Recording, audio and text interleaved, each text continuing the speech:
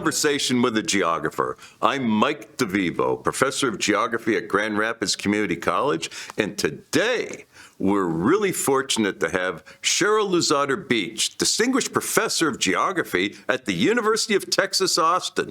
Sheryl, thank you so much for joining us today. Well, Mike, thank you so much for the opportunity to have another conversation with you about geography, our favorite topic, and the opportunity to reach out to other geographers and future geographers with this conversation. Well, I'm really glad that you were able to make these arrangements. I'm going to ask you, as I ask so many others, to think about your background, perhaps your childhood, where you were raised, and to maybe comment on what might have inspired you to pursue the geographer's craft, and maybe even comment on undergraduate studies and who influenced you there, as well as your graduate work. Sure. Well, that's a wonderful question. Thanks for starting with thoughts about home. I think our home landscapes inspire us and influence us in the pathways that we take. I grew up in Northern California in a very rural little town on the Sacramento River. And one of the things that inspired me about geography was certainly the landscape of Northern California. My little hometown in the Central Valley was surrounded by volcanoes, Mount Lassen and Mount Shasta. So we had all sorts of beautiful geomorphic landscapes. We also had very dynamic hydrologic landscapes. So one of the events that got me thinking about my research focus, actually, at a very young age, was that the Sacramento River that ran through my town frequently flooded. And there was one flood in particular that just filled up the basin and filled up the city park up above the swing sets and everything. And it got me thinking about how, water can quickly change a landscape, and how water can be, not only a benefit, but a hazard. So it was really the Sacramento River that inspired me to begin with, to go into my particular field of geography. That's great. And so you were enchanted by this particular phenomenon of the flowing and ebbing of the Sacramento River, and you then studied geography at Chico State. I did. And along the way, I had this wonderful opportunity, and I think this is early advice for both undergrads and graduate students, that if an internship opportunity comes along, you should really take advantage of that. So along the way of studying at Cal State Chico in geography, I had an internship with the California Department of Water Resources, which was a real dream job because I got to work alongside hydrologists, biologists, geologists, cartographers, engineers, economists, a whole multidisciplinary group of people concerned with water resources and all the various aspects of both natural and human needs and uses and impacts in water resources. So I spent several years in parallel, both as an undergraduate student and a graduate student, working for the Department of Water Resources in summers and during winter breaks. So while I got a wonderful formal education as an undergrad and a grad, I also got an amazing practical education from the engineers and geologists and cartographers and fish and game people I had the pleasure to work with. Plus, field work was an important part of that job. So not only did I work in the lab doing water chemistry studies and work with the engineers studying 100-year flood mapping, but I got to go out in the field and see where the magic happens in terms of collecting the data and being ready to do these kinds of hydrologic studies. Well, this is fascinating because you were able to get your boots muddy, so to speak, explore the landscape and note where water was sourced for burgeoning urban areas throughout California, as far away as Los Angeles even. Well, I didn't sample water in Los Angeles, but certainly there Well, was I'm a thinking lot of of the back and Feather forth. River, for example, Oh, and yeah. Well, elsewhere. Yeah. the Feather River is an interesting example because, of course, some of it ends up dammed behind the Oroville Dam, which Hmm. was a DWR project when I was a kid. And the Oroville Dam, as we know, has had some issues, quality control, construction control issues, because of some of the extreme rainfall events and snowmelt events that have been happening in the recent past in California. So that dam project was intended to provide water for agriculture in the Central Valley of California. Um, as always, speaking of Los Angeles, in California, we had a lot of tension between Northern California and Southern California over water and its use, and this tension between urban places like Los Angeles and the Bay Area and agricultural water users. And another resource then that comes into play in California is groundwater, which is an extremely important resource.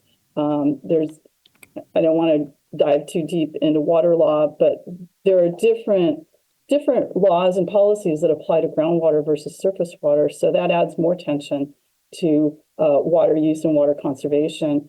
So I ended up doing my PhD at the University of Minnesota on groundwater monitoring strategies using geostatistics to come up with as efficient a water sampling plan as I could, in part to make it economically efficient for the state as well, because at the time I'd been working for the state of California, California was going through some budget crises and water projects were getting canceled left and right. So I was very interested in making an efficient water monitoring system for example, for the state of California. It wasn't for the entire state I did the study, but that sparked my interest in adding statistics to my suite of interests. And well, it's a fascinating study to engage in this kind of groundwater analysis because at the time, especially, the technology wasn't available as we have today to engage in a reasonable analysis without sampling and without engaging in extensive sampling. So you really had a lot of work to do. I did, and while I love field work, it's also good to know that the places you sample are going to make a difference and make the results you get valid. So I was very interested in stratifying sampling, making a better system, and I guess one of the policy changes that led to some of the questions that I asked in this research was in order to save money, the state of California asked agencies to sample one, I have to get this, it's been a while, one water well per township. And that was their suggested sampling strategy. It didn't make geographical sense to me. It didn't make geological sense to me.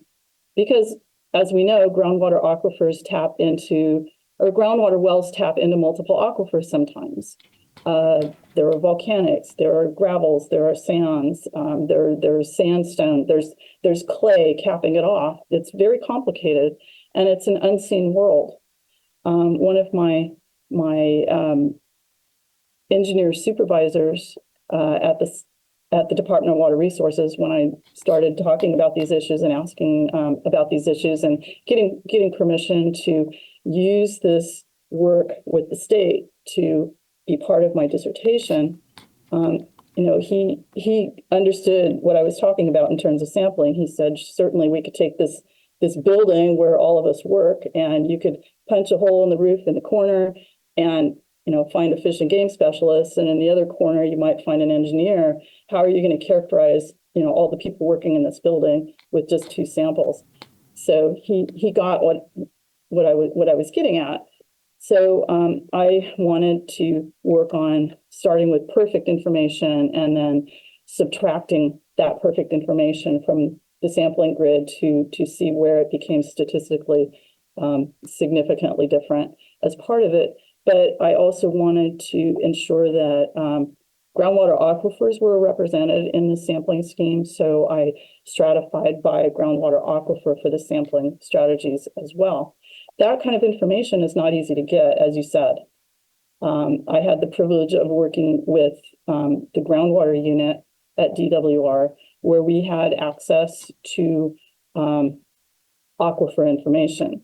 California has a well drillers report program that anyone who drills a well has to report all the strata they encounter, how productive the water is coming from the groundwater aquifers, where they may have masked off other aquifers that maybe had brackish water. So it's quite a complicated world underground when it comes to mapping and understanding the 3 dimensions plus time of groundwater. And not many geographers had been engaging in research about groundwater. It's more of a crossover realm in hydrogeology, for instance. So that was something else I kind of had to sell, if you will, to be able to publish it in more geographical journals. Mm-hmm. Well, yeah, it strikes me that, yes, at the time, more geographers were devoted to fluvial geomorphology, kind of often ignoring groundwater. I think partly, maybe even largely, because of the difficulty. You had some individuals at Southern Illinois that were beginning to explore it. And then at UC Davis, there was one that was looking at it as well. But really, overall, geographers weren't really keen on examining groundwater. I think we're leaving it often to environmental engineers and hydrogeologists and would nitpick it after that. Well, that's fascinating. Who did you find striking to work with at Chico and then later at Minnesota? Well, that's a great follow-up question because it will lead us back to water resources eventually. So working at Chico in the geography department, I had dual advisors. Dr. David Lannis was one of my advisors, and Dr. Frank Sewall was my other advisor. They were both geographers who came out of the having served in World War II generation, then going back into the field and getting their PhDs and going into many into university teaching. So they were quite inspiring, both from the standpoint of my first geography class was a physical geography class with Frank Sewall, who had done his master's at Minnesota. And there's a connection there. I went to Minnesota after undergrad, and having courses like mountain geography from David Lannis, but also interspersed with courses like geographic thought. So. And I had a wonderful cartography professor, Art Karanen, who was another crossover from, he had worked for the precursor for the CIA, the OSS, and was a cartographer with a PhD from, I believe, the University of Maryland.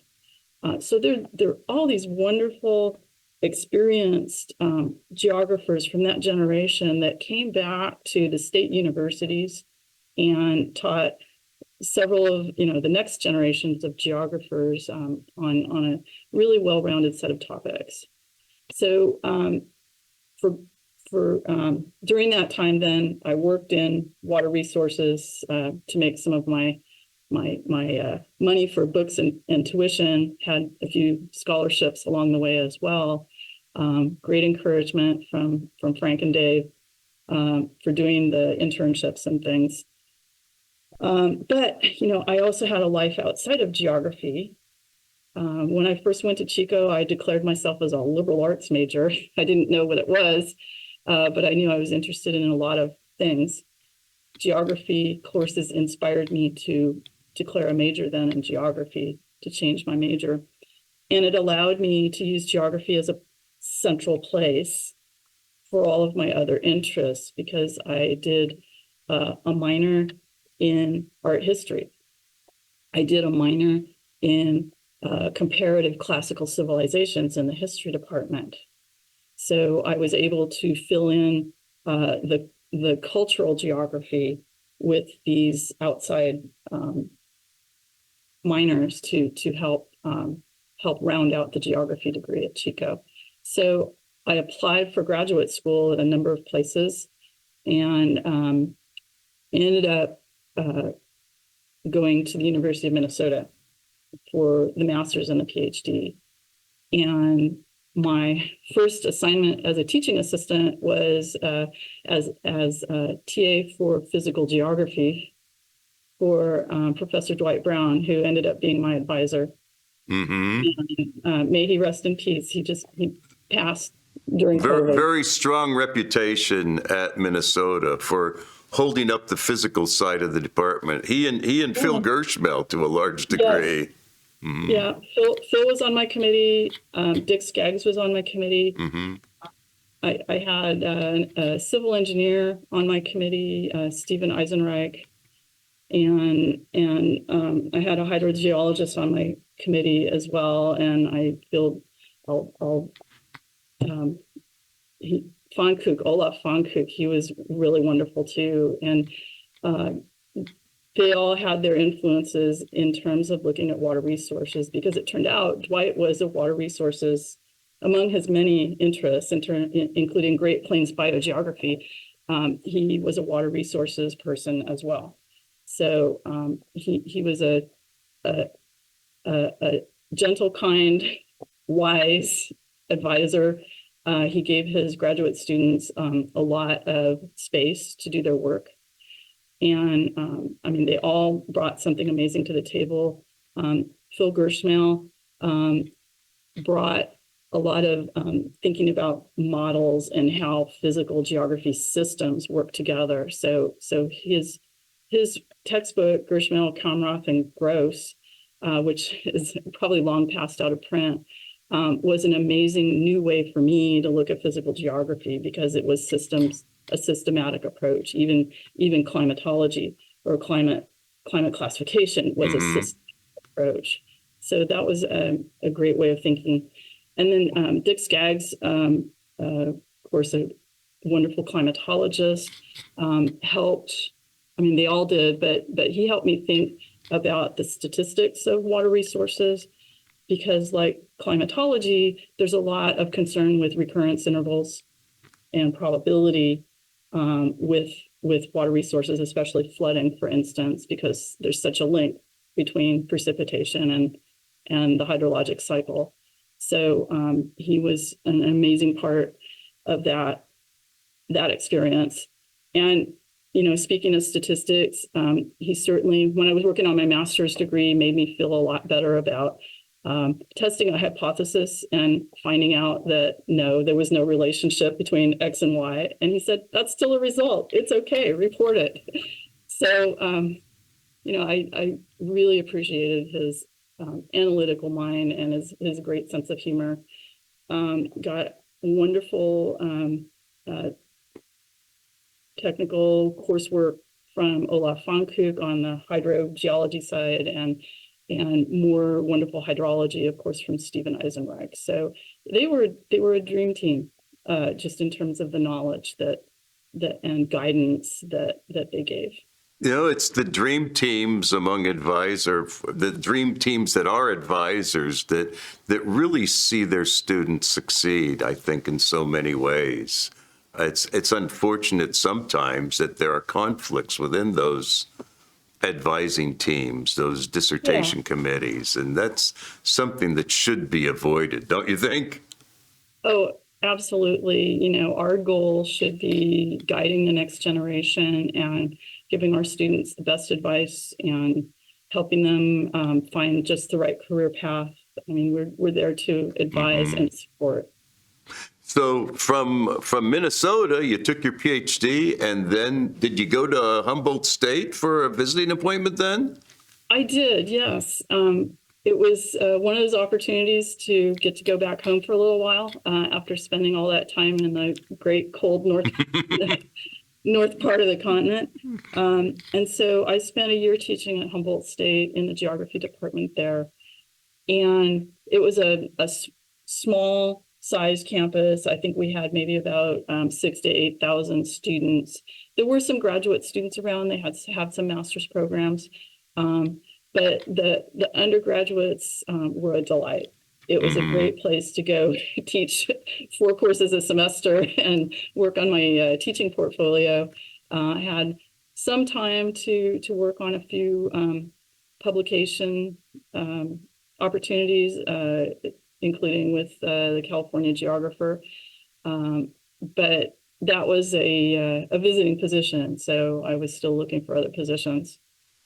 Well, there was a friendly department in the Redwoods, and just a lovely landscape for sure. And so from Humboldt, you went to where? Well, from Humboldt, I got an offer for a what turned out to be a 2-year visiting assistant professor position at the University of Georgia. So moving way across the country to Athens, Georgia, which was actually a really lovely college town, a really nice place to live. And although I was a visiting assistant professor there were several of us. They welcomed us all very warmly. So I think that's an important point for current geography faculties, is to make your visiting people feel welcome and part of the family, just like Humboldt State did, University of Georgia did. They were merciful with their teaching loads. They had support for research. At the time, they had a fantastic cartography lab and offered free cartography for everybody in the department, including visiting people. They had a wonderful library. So it was a good place to spend 2 years on a slightly lower teaching load than the previous year, and work on some more publications and get some more job applications out there for a tenure track position. And from Georgia, you went to where? From Georgia, I went to a tenure track position at George Mason University in the Washington, D.C. metropolitan area. And I spent 20 years on the faculty at George Mason. And that was an interesting place to be, because it is the youngest state university, if you will, in Virginia. And as a younger institution, there was a lot more freedom to create new programs and think across disciplinary boundaries at the institution. Whereas, many older institutions have their set colleges and their set departments, and it's a little hard to do something new. But I felt there was a real spirit of innovation and entrepreneurship at George Mason, and that was reflected in the department I moved into, which at the time was geography and earth system science. So it was geography and geology. And while you were at George Mason, did you begin to develop an interest in the land of the Maya? Or had that been cultivated in your studies in humanities and you just had an opportunity to explore it further? It's a little bit of both. It was an opportunity to go back to my interest in comparative classical civilizations as an undergrad, and art history as well. It was an opportunity to work in new landscapes that weren't the volcanics and fluvial gravels of Northern California.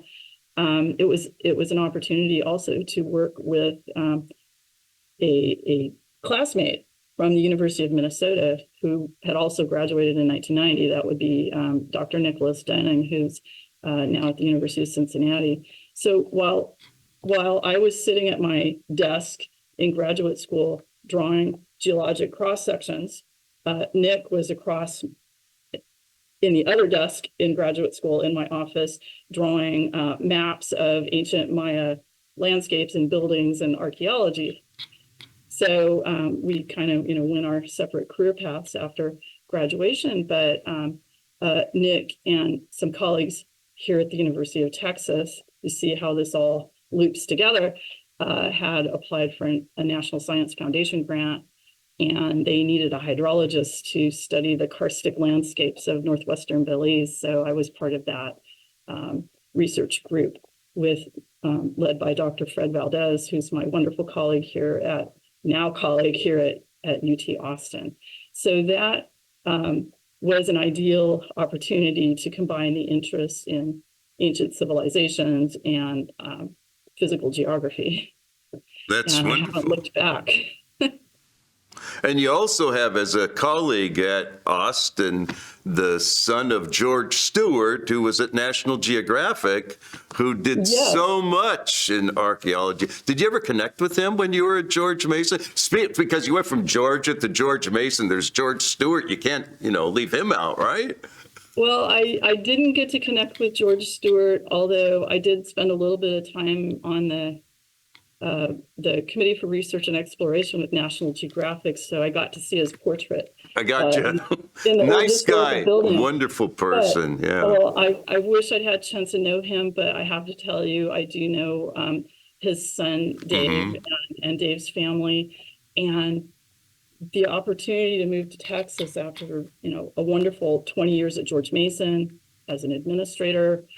Working on general education, building a new College of Science with my colleagues, building geography and geoinformation science there at Mason. It was an exciting place to be. But the opportunity came along 10 years ago I was recruited to apply for being the chair of geography here at UT. So it was really hard to leave all that momentum behind at George Mason, some wonderful people that I was sad all the way down the highway after we finally left Knox County. But Dave Stewart was here, Fred Valdez was here, Arlene Rosen was here, Carl Bootser was here. There was a whole community of geographers and archaeologists and Mayanists at UT that posed a wonderful opportunity to really take the research and the teaching to the next step. What a rich attraction to learn from so many colleagues. You know, it's a wonderful opportunity. It would be very difficult to turn down. Well, and I didn't. So moving to Texas, I spent my 4.5 years, because I moved here in a January, so a little extra time as department chair. After that, I was elected president of the AAG, so I spent some time in that administrative and geographical role. But here at Texas, the administration was very, very generous. The College of Liberal Arts, so I was moving from a College of Science to a College of Liberal Arts, which was a big change, built fantastic labs for myself and my team and my students, and gave us a little extra space to use for recruiting some future folks, which we did. So I've had the opportunity to work with also some of the most amazing undergraduates that the country has. We have fantastic undergrads here at the University of Texas, in addition to the wonderful grad students that we're able to recruit here. So it's been a very positive educational experience and research experience, and it's kind of peaked. But we're still shooting for the stars, of course. As my hero Sally Ride says, "Reach for the stars." We were able to apply to compete for a cluster hire. And our group of Mayanists and archaeologists proposed a Maya studies cluster. And the provost and our dean awarded us 4 positions to hire for junior faculty members, 2 of which are here in geography. They are Maya archaeologists who specialize in remote sensing and LiDAR. So they've added to our geospatial talent that is already here, but helping to expand that. And we were able to hire a religious studies professor, Mayanist, and then an anthropology archaeologist in Maya studies. So that group now is representing a very interdisciplinary push in Maya studies that includes the people who are already here, that really takes advantage of the talent in Maya studies that resides at the University of Texas, that includes areas people might not think of first off, but we have linguists who also specialize in Mayan languages.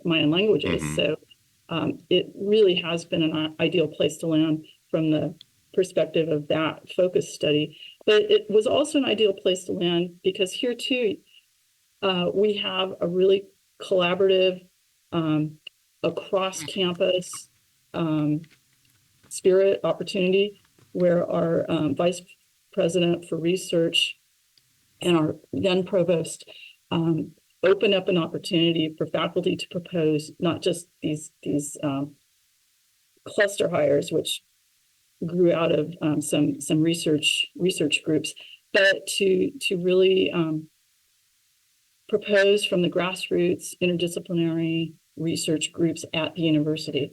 So this program is called Planet Texas 2050, and we're in about our 7th year out of 10 years. And it's been one of the most refreshing university programs in terms of research to be in. So I'm in a flagship project. I'm one of the co-PIs on it. That's called Stories of Ancient Resilience. Our 4 principal investigators include a water resources geographer, an integrative biologist, a classics archaeologist, and a geologist. And so we're all studying past environments from our perspectives, and then have a broader team that includes, of course, our Mayanists as well, but a broader team of faculty and students working on ancient challenges with people in the environment. The call to research, and I think this is a fantastic model that other institutions might like to adopt. Our call for research was to think in 2 ways. One way is what is it about, specifically about the expertise at the University of Texas that we could bring together to make an even greater contribution instead of being scattered around different schools. So that was one call. And the second call was, what can we do with our research that helps improve the lives and the environment of the state of Texas, aiming for the year 2050. So that's sort of the broad research umbrella that many of us are working under now, and really thriving and really enjoying interdisciplinary work. And of course, geographers thrive there. And several members of our faculty in geography and environment have been involved in various projects through this. And a friendly department like yours is a perfect hub for that kind of activity. And those younger faculty, regardless of their disciplines, who pursue a similar theme of research, let's say, the focus on the Maya, for example, will be able to gain considerable insight from you and others that they would not have the opportunity to have received anywhere else. And you'll be able to, as you've indicated, gain knowledge from them. It's a match made in heaven in so many ways. It really is. And so I am, very, very grateful to the people who are thinking across the disciplinary lines here and we work very closely with 3 archaeology faculty members from classics, not on the Maya, but on the Romans and the Greeks. So we've had some collaboration in Sicily, in and around Rome on ancient aqueducts, and in and around Romania. And these folks are not only interested in past environments, but they're interested in new technologies to try and understand human migration questions. So on the one hand, they may be looking at isotopes in teeth from Roman remains in Romania, or they might be looking at environmental or ancient DNA. So this is where our collaboration with people like integrative biologists has become very close. Several of our geography students have gone to take a course in environmental and ancient DNA from our partner in integrative biology. Well, that's great. You mentioned a few minutes ago about your role as the chair of the department while you were president of the AAG. Would you comment a bit on how you see the American Association of Geographers' role?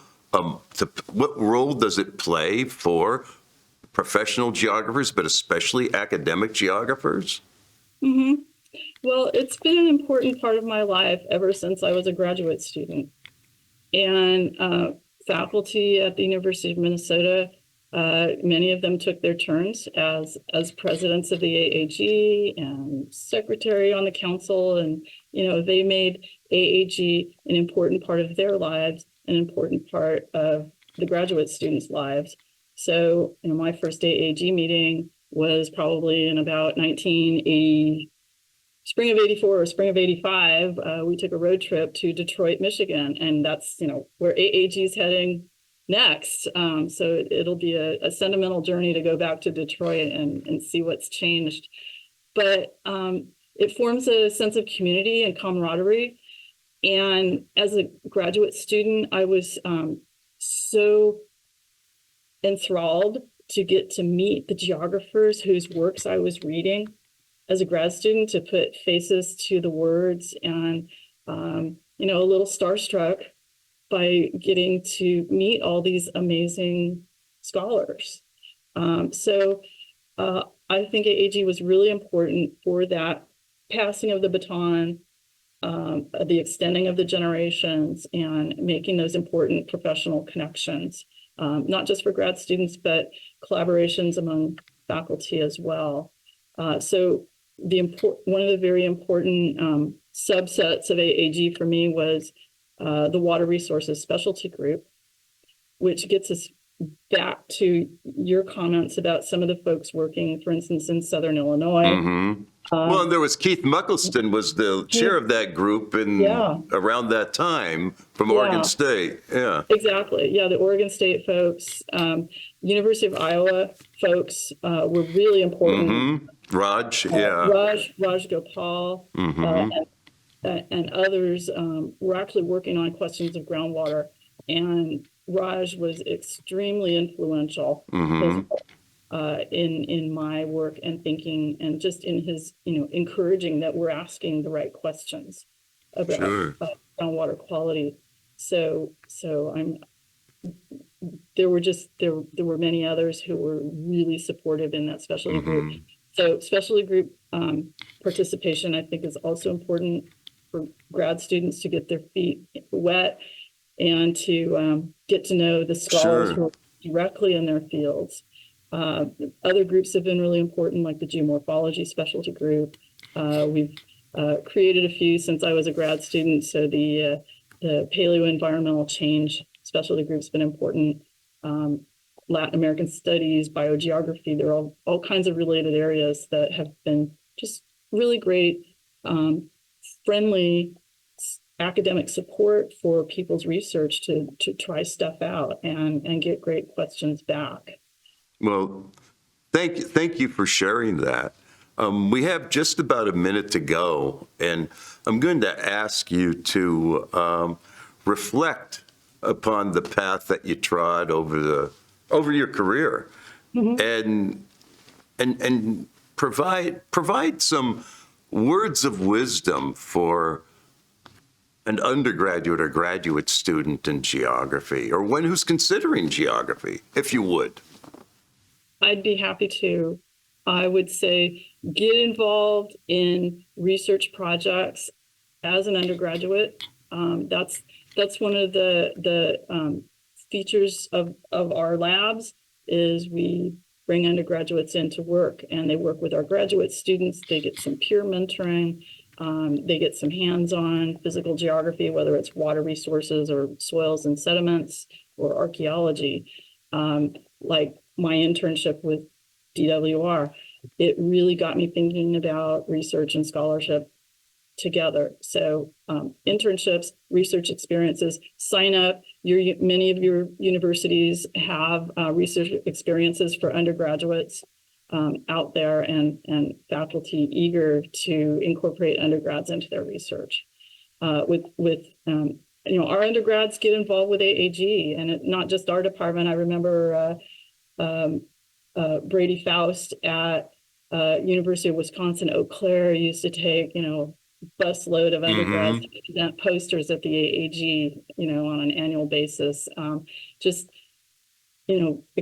As faculty, we should be giving undergrads those kinds of opportunities that we're also giving to our graduate students. For the grad students, it's fun to live in places like Austin, but you need to focus on your work. You need to network amongst yourselves. There's a great support system among our Graduate Association of Geographers here at UT, but get out there in the specialty groups and compete for awards. There are all kinds of student paper awards that the AAG has to offer that all you have to do is apply and present, and there's a great possibility you might win an award and have a little pocket money for some field research. Get out in the field. Don't just dabble in your data, but go see where it came from. There was a personality back in the 60s and the 70s, George Plimpton, who used to have this television program where he would live out the experience of other professions. So I do recall one episode where he became a Detroit Lion. Right, a paper lion.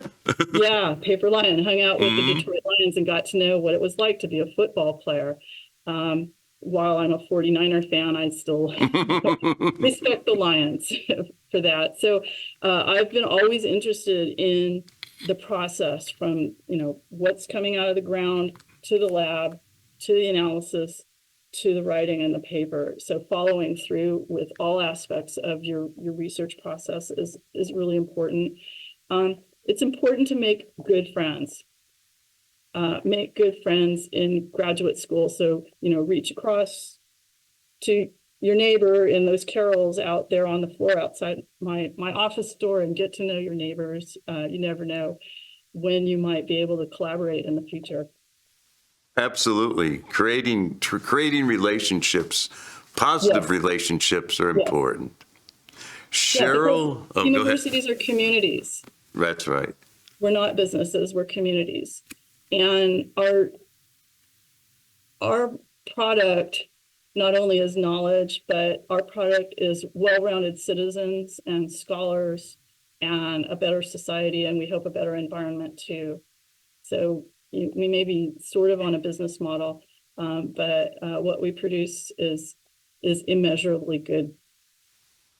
Well, and our discipline serves as an excellent forum for fueling the creation, the cultivation of socially conscious and environmental conscious global citizens. Absolutely. Absolutely. Sheryl, thank you so much for joining us today. It's been a great pleasure to talk with you and to hear your stories. Well, it's been a great pleasure to talk with you, and I really enjoyed meeting you after a regional geography meeting several years ago and having a conversation about geography, and then getting to see you again receiving your honors at the Denver meetings last year. So congratulations to you as well on on all your contributions to geography. Well, thank you so very much. You're very kind. And this concludes today's episode of Conversation with a Geographer. Thank you.